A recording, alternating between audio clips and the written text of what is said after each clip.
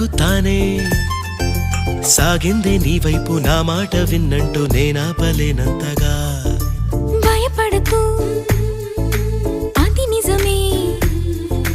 వస్తోంది ఈ మార్పు నీ కోతి చిందుల్ని నాట్యాలుగా మార్చగా నన్నింతగా మార్చేందుకు నీకెవ్వరిచ్చారు హక్కు నీ ప్రేమనే ప్రశ్నించుకో ఆ నింద నాకెందుకు